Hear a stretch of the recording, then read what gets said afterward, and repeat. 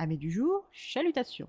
Pour les petits nouveaux, moi c'est Sekhmet, et je vous souhaite la bienvenue dans mon podcast littéraire. Dans mon émission, je vais tenter 3 fois par semaine de vous donner envie de découvrir des livres de tout poil, récents et moins récents. Alors, si ça vous tente, c'est par ici la suite. Aujourd'hui, je vais vous présenter Meurtre et séduction, première enquête de Lady Rose de MC Beaton, publié aux éditions Albin Michel. Dans ce cosy mystery édouardien, nous allons faire la rencontre du capitaine Harry Cathcart. À seulement 28 ans, il paraît déjà usé par la vie. Ses épais cheveux noirs grisonnant aux tempes n'adoucissent en rien son visage dur, qui reste malgré tout fort séduisant et agréable. Fils cadet du baron d'Errington, il vit grâce à sa pension militaire et un petit revenu tiré du fidéicommice familial. À son départ pour la guerre des Boers, on pouvait le qualifier d'homme séduisant et facile à vivre. Mais à son retour, suite à une réforme médicale, il est devenu amer, sombre, taciturne, avec une certaine propension à la sociabilité. Bien que ne roulant pas sur l'or, il paie annuellement son abonnement au club et côtoie quasi journalièrement de jeunes aristocrates en recherche de détente et d'une ambiance moins collée-montée que dans les plus classiques Whites ou Brooks. Pour ajouter du beurre dans ses épinards, le capitaine propose ses services d'enquêteur et de conciliateur à l'aristocratie, toujours encline à camoufler ses plus vils petits secrets. Parallèlement, nous rencontrons la jeune Lady Rose Summer, fille unique du comte de Hatshire et de Lady Polly. Âgée de 19 ans, elle vient tout juste de faire son entrée dans le monde. Bien plus instruite que la plupart des jeunes filles de son âge, elle est indépendante d'esprit et a une fâcheuse tendance à parler de sujets inadéquats à sa condition de femme et rue facilement dans les brancards. À 19 ans, Rose possède une beauté exceptionnelle et une dot conséquente, lui attirant les faveurs de bon nombre de courtisans.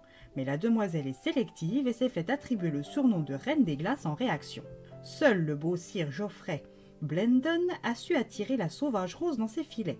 Riche comme Crésus et fort séduisant, le prétendant laisse entendre que sa future épouse pourra faire et se vêtir comme bon lui semblera, ce qui termine de séduire Lady Rose. Mais s'il lui est arrivé de le laisser lui voler un petit baiser, elle attend de lui la fameuse demande, ou au moins qu'il demande l'autorisation paternelle pour la courtiser.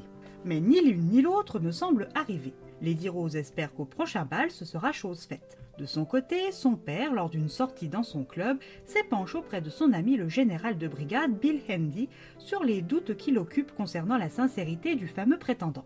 Ce dernier lui indique les coordonnées du capitaine Cathcart en lui vantant ses exploits clandestins en lignes ennemies durant la guerre. C'est acté, le comte se rend dans l'étroite maison blanche située dans Water Street près de King's Road dans le quartier peu recommandable de Chelsea. Après avoir exposé les doutes qui l'animent et payé 1000 livres d'avance, le comte repart. Harry, quant à lui, entame son enquête et découvre le poteau rose. Geoffrey, en parieur invétéré, a accepté le défi de séduire et d'obtenir les faveurs de la Reine des Glaces. Une fois que le comte, Lady Polly et Lady Rose sont informés, Harry disparaît. Rose est en colère de s'être fait duper et compte bien confronter Geoffrey contre l'avis paternel plus soucieux des apparences que de son besoin de justice. Si Rose s'était souciée des convenances, elle n'aurait jamais défilé avec les suffragettes.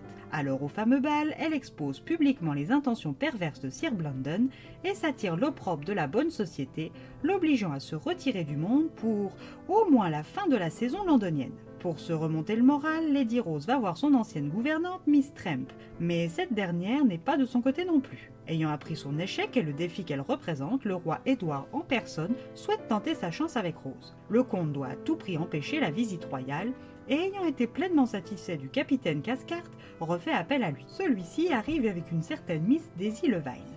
Cette créature habillée bon marché, avec des cheveux teints en une improbable nuance de blond, est censée stopper le roi Édouard.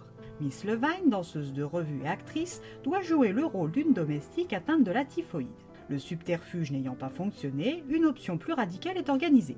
Harry va faire sauter le pont menant à la propriété du comte, faisant ainsi penser à un attentat des bolcheviks contre la couronne britannique. L'inspecteur divisionnaire Alfred Kerridge, qui a déjà eu affaire au comte et à ses relations en haut lieu, sait qu'il est anguille sous roche, mais ne pouvant rien prouver, capitule encore une fois, attisant un peu plus son aversion envers l'aristocratie. Après cet incident, Lady Rose décide de garder auprès d'elle Daisy.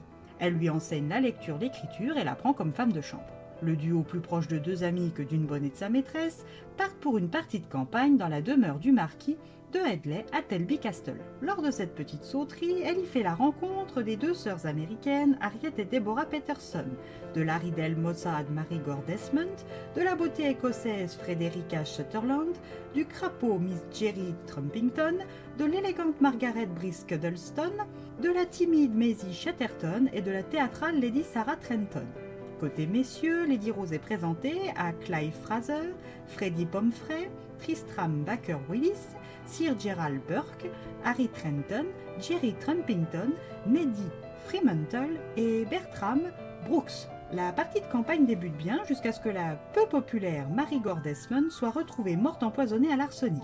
Le docteur Perryman prévient les autorités et l'inspecteur Kerridge est dépêché, ainsi que le capitaine Cathcart. Avec la bonne volonté de Daisy, l'intelligence de Lady Rose, la ténacité de l'inspecteur et les compétences certaines du capitaine, le meurtrier ne pourra pas s'en sortir indemne, peu importe ses relations dans le monde. Alors, saurez-vous deviner l'identité et les motivations du coupable avant notre quatuor ?